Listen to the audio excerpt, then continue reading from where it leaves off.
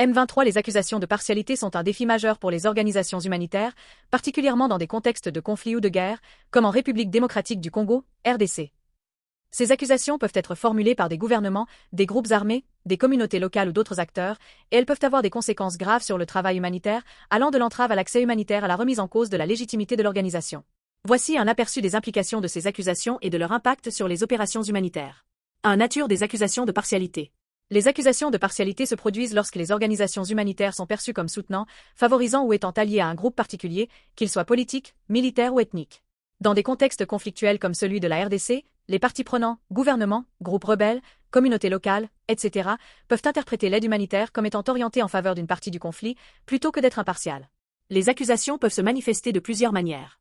Accusation de favoriser un camp. Par exemple, une organisation peut être accusée de soutenir l'un des groupes armés en fournissant de l'aide uniquement aux populations qui leur sont fidèles, ou d'envoyer des aides là où un groupe armé a du contrôle.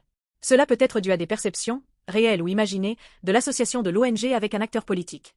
Accusation de négligence. Les organisations humanitaires peuvent être accusées de négliger certaines populations ou de ne pas fournir une aide suffisante à des groupes spécifiques, ce qui peut être perçu comme un acte de partialité. Manipulation de l'aide. Les accusations peuvent également concerner des allégations de manipulation de l'aide humanitaire, où des groupes armés ou des autorités locales exigent que l'aide soit distribuée en fonction d'une orientation politique, ethnique ou militaire. 2. Motivation des accusations de partialité.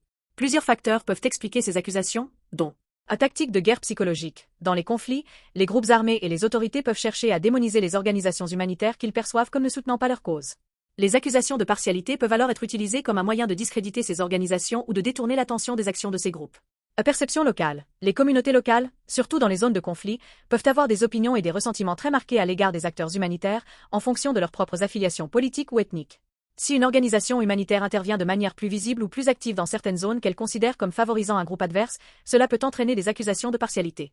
Pression des acteurs politiques et militaires. Les gouvernements, les forces armées ou les groupes rebelles peuvent manipuler les perceptions en accusant les organisations humanitaires de prendre parti pour leurs ennemis. Ces accusations peuvent être utilisées pour exercer une pression sur les organisations pour qu'elles cessent de travailler ou qu'elles favorisent leur propre agenda.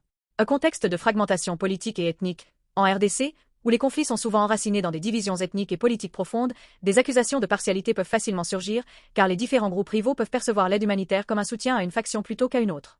3. Conséquences des accusations de partialité. Restriction de l'accès humanitaire. L'une des conséquences les plus graves des accusations de partialité est la restriction de l'accès des travailleurs humanitaires à certaines zones ou communautés. Les autorités locales ou les groupes armés peuvent interdire aux organisations humanitaires d'entrer dans des régions sensibles, sous prétexte qu'elles sont perçues comme partielles. Cela prive les populations en besoin urgent d'assistance.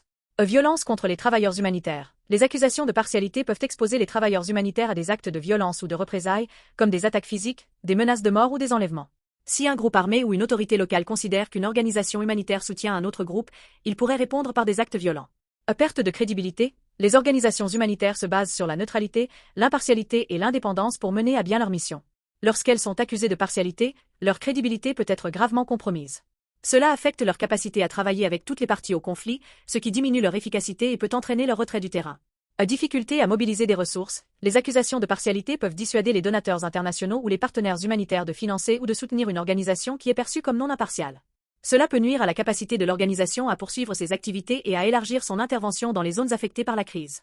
À fracture au sein des communautés locales, les accusations de partialité peuvent exacerber les tensions et la division au sein des communautés locales. Si certaines populations croient qu'une organisation est d'une faction au détriment d'une autre, cela peut créer de la méfiance, de la division et éventuellement de la violence au sein de la communauté elle-même. 4. Réponse possible des organisations humanitaires. Renforcer la transparence. Les organisations humanitaires doivent constamment démontrer leur neutralité et leur impartialité par des pratiques transparentes, notamment en expliquant clairement comment et où l'aide est distribuée.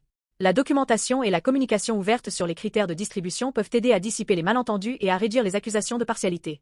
Collaboration avec toutes les parties prenantes. Une stratégie clé pour éviter les accusations de partialité est de travailler en collaboration étroite avec toutes les parties prenantes, qu'il s'agisse des autorités gouvernementales, des groupes armés ou des communautés locales. Cela aide à garantir que l'aide est perçue comme impartiale et qu'elle bénéficie à toutes les populations dans le besoin, indépendamment de leurs affiliations politiques ou ethniques. À réaffirmation de la neutralité, les organisations doivent régulièrement réaffirmer leur engagement à agir de manière impartiale et à ne pas soutenir une partie prenante du conflit.